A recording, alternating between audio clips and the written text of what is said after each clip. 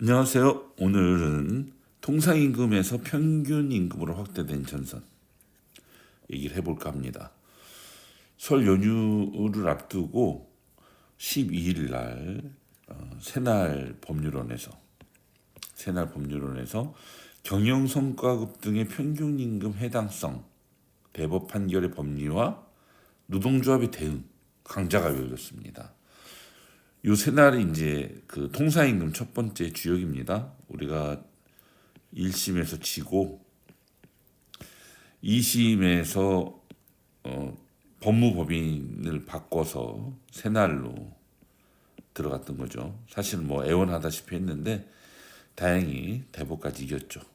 근데 여기서 통상임금뿐이 아니라 평균임금에 대한 것까지도 이야기를 했던 겁니다. 대법 전원 합의체를 통해서 사실 노동자의 권리가 신장된 면이 있죠. 지난번 철회 노동자에서는 사법부는 누구의 이익을 지키는가에서 이 자본의 편에 선 사법부를 비판했다면 동전의 양면과도 같이 노동자의 권리를 인정할 수밖에 없었던 측면까지 얘기한 겁니다.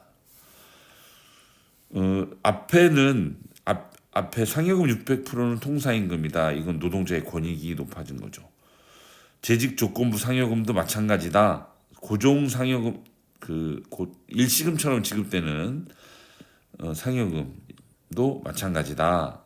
이것도 노동자의 권익이 높아진 겁니다. 다만 2013년에는 신의칙이라는 이유를 들어서 기업이 경영상 어려움이 있다면 소급 의무가 없다고 한다던가 2024년 같은 경우에 소급 효력을 인정하지 않았다는가 2024년 12월 19일 이후부터 인정한 이런 것들이 바로 자본의 편에 든 것이다라는 뜻입니다. 그럼에도 불구하고 이렇게 노동조합의 권익은 확대됐다. 그러니 대법 전원합의체에서의 판례 변경은 곧 노동자 권익이 확대되는 것을 의미하고 이 평균 임금까지 전선이 확대되고 있고 결국 언젠가는 이 또한 대법 전원 합의체를 통해서 판례 변경이 예상된다. 역사를 통해서 이제 우리 그걸 확인할 수 있다 이런 겁니다. 삼성전자 같은 경우는 목표 인센티브가 임금성이 인정됐죠. 물론 서울 보증은 안 됐습니다. 이게 다 대법 각각 판결이거든요. 근데 기능직위의 특별 성과급도 임금성 인정 여부를 다툴 수 있다. 왜냐하면 임금이라는 것이 간단합니다. 노동자가 있고 사측이 있고 근로의 대가이면 이게 임금이거든요. 근로의 대가로 지급되는 모든 금품. 근데 흔히 말하는 특별 성과급 같은 경우도 근로의 대가 아니고 다른 말로 표현할 수가 없어요. 근로가 전제돼 있는 거니까. 그렇기 때문에 사실은 법리상으로도 충분히 논쟁거리가 될 것이다 라고 판단됩니다. 이제 모든 다양한 법무법인들이 이 문제를 짚고 넘어갈 것이고 그렇게 된다면 결국은 대법 전원 합의체가 열릴 수밖에 없는 때가 올 거다라고 봅니다. 정몽원 회장과 노동조합의 끈질긴 인연 이것에 주목하는 이유가 사실 있습니다. 자본을 중심으로 바라보는 이 경제신문 같은 경우에 보면 만도의 역사를 정몽원 회장의 재기의 역사다. 오똑이 인생으로 표현하거든요. 그렇지만 노동조합은 그렇게 바라보지 않습니다. 노동조합마다 그렇게 바라보지 않는지 모르겠고 우선 만도 지부는 만도의 역사를 부도 책임자 정몽원 회장과 조합원 농재들의 투쟁의 역사라고 인식하는 겁니다. 그 전에 아까 말씀드렸듯이 통상임금에서 평균임금으로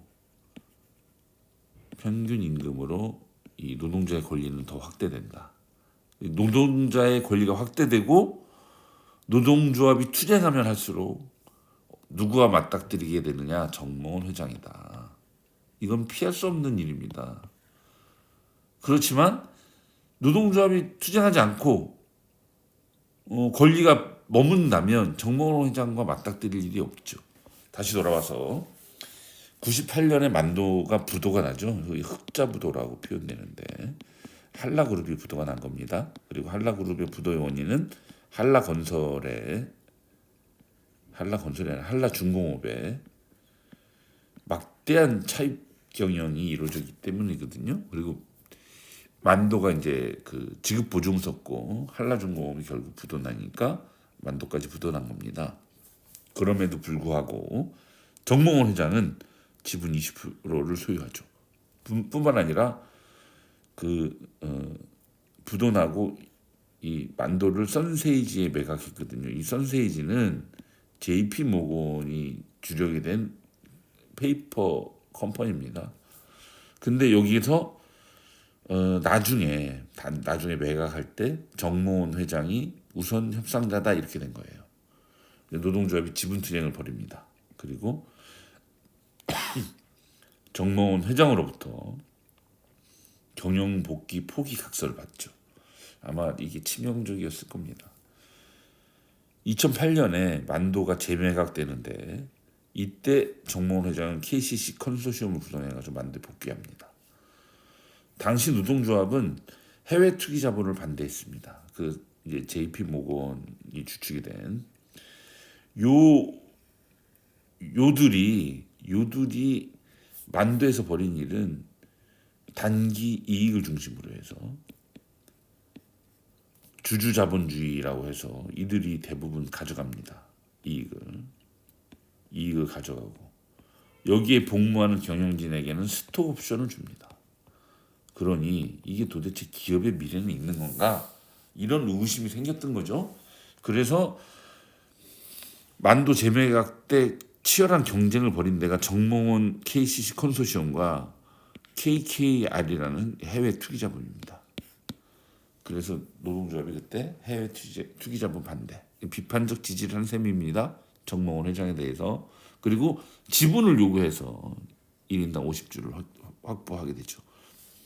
이 50주 확보는 나중에 기업의 주인은 조합원 동지들이다라는 것을 확인하기 위한 맥락 차원에서의 요구였는데 나중에는 사실 유명무실해졌습니다. 그래서 이제 정몽원 회장은 다시 돌아오면서 반격을 준비했어요. 2012년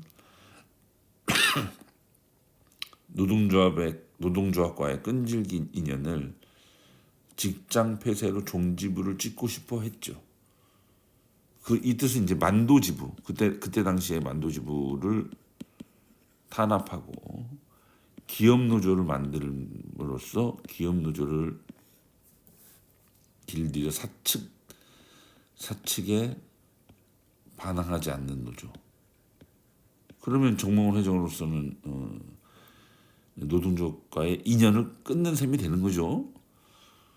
그렇게 되니까 구조조정도 매년 시시각각 벌어졌어요. 2016년에 문막, 2019년에는 사무직, 2020년에 전체 기능직, 그리고 2024년 다시 한번 문막, 일방적 희망퇴직이 있었죠. 외주 추진은 이거 말고도 수두룩한데 대표적으로 뽑자면 2020년에 주물과 익산 상용라인, 2021년에 캘리퍼, 2024년은 평택의 부스타 CL4 MOC 해외로 들어간 겁니다. 해외로 나간 거죠. 해외 수출 물량에 대한 외주입니다. 그 다음에 튜브 파이프 익산에. 최근에는 익산 캘리퍼 가공 셀 라인을 JD테크로 외주 추진하겠다라는 것으로 알려졌어요. 물론 막아서야 됩니다. 동지들도 아시다시피 JD테크는 지주회사 HL홀딩스가 지분을 33.3% 가지고 있죠. 모든 행위가 정몽원 회장의 3세 승계로 연결되더라. 근데 이것을 그냥 두고 볼 수 있겠습니까? 그래서 정몽원 회장과 노동조합의 끈질긴 인연의 본질은 계급적 대립이더라. 노동조합이 집중해야 될 과제라고 봅니다. 이상입니다.